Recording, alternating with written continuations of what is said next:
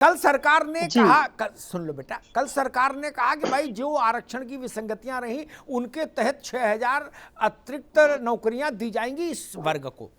आप लोग प्रसन्न हैं या और कोई समस्या रह गई अभी? सर समस्या इसमें तमाम बढ़ती जा रही है, क्योंकि 69,000 शिक्षक भर्ती के सापेक्ष जो 27% ओबीसी को और 21% एससी को सीटें मिलनी चाहिए थी वो नहीं मिली थी। 18,598 सीट ओबीसी की थी, जो 69,000 में 2637 सीटें ही आवंटित की गई थी। अर्थात ओबीसी कैटेगरी में 15,961 सीटों का घोटाला हुआ था, जिसको राष्ट्रीय पिछड़ा वर्ग आयोग ने माना और तमाम जगहों से पता चला। और एससी की 14,490 सीट थी, 11,265 सीटें भरी गई, 3,235 सीट पर वहां घोटाला हुआ। अगर आरक्षित वर्ग के ओबीसी और एससी कैटेगरी की सीटों का गणना किया जाए तो 19,186 सीट का घोटाला हुआ है और 6,000 सीटें देकर समझाया बुझाया जा रहा है। ये कहां तक न्यायोचित है? सरासर यह एक घोटाला है। हम तो निवेदन करेंगे, जिस प्रकार से आदरणीय मुख्यमंत्री जी ने पहल करी, हम लोगों के आंदोलन को देखा और न्याय की बात करी, लेकिन ये आला कमान अधिकारी किस प्रकार से न्याय की बात करते हैं, किस प्रकार से गुमराह करते हैं कि उचित न्याय नहीं हो पाता। जब तक 27% आरक्षण पूरा नहीं होगा तब तक कैसे माना जाए? तूफान सिंह, अच्छी बात कही और आपने सबसे अच्छी बात ये कही, बहुत सरल शब्दों में समझाया ताकि कहीं कोई भ्रम ना रहे। ये अच्छा है, बात सरल शब्दों में हो और प्रभावशाली तभी होती। रजत सिंह जी सर, क्या चाहते हैं आप लोग? 17,000 नई भर्ती होगी 1,37,000 के सापेक्ष, ऐसा कल सतीश द्विवेदी ने कहा। मैं देख रहा हूं लखनऊ में उसके बाद भी तपिश कम नहीं हुई है और बच्चे जो हैं वो आंदोलन को और तेज करने को तैयार हैं। क्यों सर? एक कहावत है, ऊंट के मुंह में जीरा। उसी प्रकार से मंत्री जी ने और मुख्यमंत्री जी ने कहा था शिक्षा आयोग का गठन होगा, हर साल भर्ती देंगे। आज 3 साल से रोजगार प्राथमिक शिक्षक भर्ती को नहीं दिया गया और आज 21 लाख की फौज खड़ी हो गई है तो 17,000 शिक्षक भर्ती का विज्ञापन दे रहे हैं। आपको सर बता दें कि सूबेदार Singh previous state of UP में सुनवाई करते हुए कटाव प्रकरण पर उत्तर प्रदेश सरकार ने कहा था कि 51,112 पद अभी बेसिक में रिक्त है, हम अगली भर्ती में हम जल्द अगली भर्ती निकालेंगे। आज प्रदेश सरकार 68,500 के रिक्त पदों पर भर्तियां निकाल कर क्या दिखाना चाहती है? आज सरकार जो बता रही थी, माननीय योगी जी ने जो कहा था एक शिक्षा आयोग का गठन होगा, उसके हिसाब से हर साल भर्ती आएगी, वो तो कहीं ना कहीं जुमलाबाजी हो गया। आज 17,000 भर्ती देकर ऊंट के मुंह पे जीरा जैसा। जीरा भी बहुत महंगा है, जीरा बहुत महंगा है।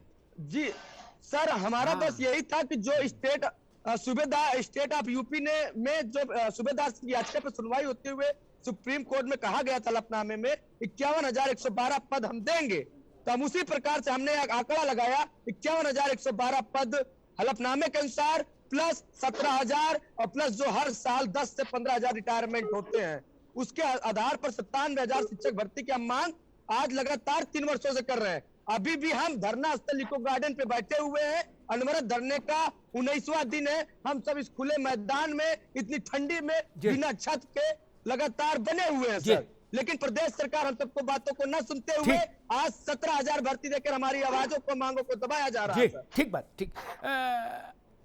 अशोक पांडे जी,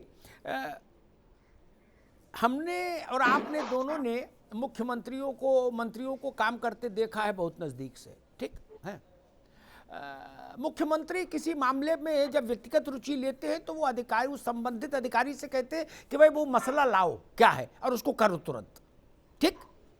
मुख्यमंत्री को आंकड़े तो सब याद नहीं हो सकते पूरे प्रदेश के हर विभाग के, जैसे रजत को याद है कि कौन से मुकदमे में कौन सा निर्णय कब आया, नहीं याद हो सकते। उन्होंने कहा कि भाई इन बच्चों का जो आरक्षण वाला मसला है इसको निपटाओ, आज ही निपटाओ, तत्काल निपटाओ, ठीक। ये तो अधिकारियों ने ही उनको गुड़ा भाग समझाया होगा, 6,000 हैं सब, बाकी सब हो गए, समझाया होगा ना। और हैं 19,000 से ज्यादा। ये बात सुन लो महाराज। दूसरा, उन्होंने कहा होगा जितनी भर्ती है, जितनी जगहें खाली है भर्ती निकाल दो, नहीं, जो योगी जी ने कहा होगा, ठीक। अब उसमें सतीश द्विवेदी मंत्री से लेके और बेसिक शिक्षा के डायरेक्टर तक, सचिव तक, सब मिला के उनके सामने कागज ले गए होंगे कि सब 17,000 निकल रही हैं, तो उनके पास तो कोई माध्यम नहीं कि वो चेक कर लें कि झूठ है कि सच है। वो कहेंगे ठीक है जो निकले वही निकालो। ये तो तरीका फिर गड़बड़ हो जाता है मामला। अशोक पांडे जी, देखिए, आपको बता दें कि निश्चित तौर पे हमारी सरकार ने कहा कि पारदर्शिता के आधार पे नियुक्तियां हर विभागों में शुरू भी हो गई। आपने देखा होगा इसके पहले जो भी सरकारें रही हैं, आपने देखा कि पैसा लेके नहीं अरे वो छोड़ो पांडे जी, मैं अभी जो बात है पिछली सरकार की बात हो चुकी। एक मिनट पांडे जी, अभी बात सिर्फ इतनी है कि ओबीसी और एससी का जो संवैधानिक आरक्षण है उसका अनुपालन नहीं हुआ। 19,000 सीटें, 19,000 से ज्यादा सीटें कम उनको मिली। अब जो फैसला बाबुओं ने किया उसमें 6,000, तो जो बाकी 13,000 हैं वो कैसे मिलेंगी? ये मसला है। देखिए, निश्चित तौर पर इसमें योगी आदित्यनाथ जी ने जिस तरह से पहल की है और जिस तरह से निर्णय हुआ है कि तत्काल 6,000 लोगों को 6 जनवरी तक आरक्षण के कोटे को देखते हुए संवैधानिक ढंग से नौकरियां दी जाए और 17,000 लोगों को निश्चित तौर पे, जो और साथी अभी बोल रहे थे, निश्चित तौर पे हमने ये नहीं कहा कि इसी पे बंद होगा। हमारा कहना है कि पहले तत्काल हो, फिर लोगों की बात फिर सुनी जाएगी और निश्चित तौर पे पारदर्शिता के आधार पे और निश्चित तौर पर संवैधानिक आधार पे इन लोगों को शायद न्याय संगत काम होगा, इसमें कोई दो राय नहीं। ठीक है पांडे जी, अब ये तो बच्चे बताएंगे कि इनको बात समझ आई कि नहीं आई। जेवा यास्मीन, मैंने सारी सरकारें देखी, ये क्या है मतलब अधिकारी चलाते हैं सरकार। क्या करते हो भाई आप लोग जब सरकार में होते हो? इसमें तो कोई 8वीं पास भी आदमी समझ ले, बच्चा समझ लेगा कि भाई जितना परसेंट एससी का, जितना परसेंट ओबीसी का, उसको तो कोई मार नहीं सकता। माई का लाल, इतना बड़ा आदमी तो भारत की जमीन पर जन्मा ही नहीं जो इस आरक्षण को खा जाए। तो जब वो जोड़ के बता रहे हैं कि 19,000 से ज्यादा सिलेक्शन होना चाहिए था 69,000 पे एससी एसटी का मिला के, वो कम हुआ 19,000 से ज्यादा। और बाबुओं ने निर्णय करवा दिया कि 6,000 और मिलेंगे। भाई कोई वो तो है नहीं चैरिटी कि नहीं चलाओ 11 रुपया नहीं 5 रुपया ले जाओ, 5 में ही काम चलाओ, ऐसा तो है नहीं। ये तो लिखत पढ़त का संवैधानिक मामला है ना। जेवा यास्मीन, देखिए अमिताभ जी, पहले तो मैं तारीफ करूंगी आपकी कि अभ्यर्थियों को आपने जोड़ा। ये इससे अच्छा पैनल नहीं हो सकता था, क्योंकि आपने सामने सामने रख दिया, भाई आप अपनी बात रखिए और बात करिए। दूसरी बात, जो आपका सवाल है क्या अधिकारी चलाते हैं सरकार, देखिए एडमिनिस्ट्रेटिव वर्क जो है वो अधिकारी ही चलाते हैं, चाहे भाजपा की सरकार हो चाहे समाजवादी। लेकिन हाँ, बेवकूफी कहाँ होती है, जब राजा या जो हेड है उसके समझ में ही ना आए कि अधिकारी क्या कहते हैं और वो तालमेल ना बन पाए। राजा का ज्ञानी होना बहुत जरूरी है।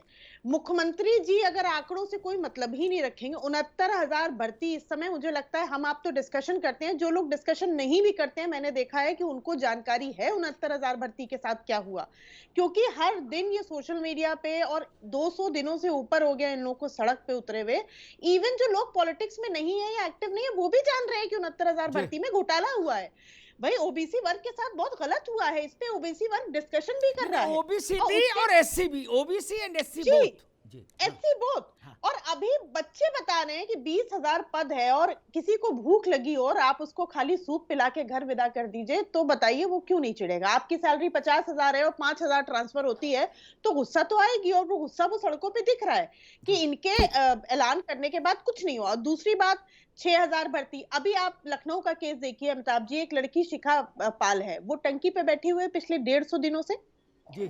वो भी इसी भर्ती में आती है। कल वो रात में बहुत फूट फूट के रोई है, क्योंकि नई जो 17,000 भर्ती निकाली गई है ना, वो ओवर एज हो चुकी है। अब बताइए उस बच्ची का क्या होगा, उसके तो सारे सपने टूट गए। वो 150 दिनों से अपनी आवाज लेके टंकी पे, एक महिला के लिए आसान नहीं है, और वो रात में उसके सपने आपने तोड़ दिए। वो उसकी आयु निकल चुकी है, अब वो 17,000 भर्ती में नहीं आएगी।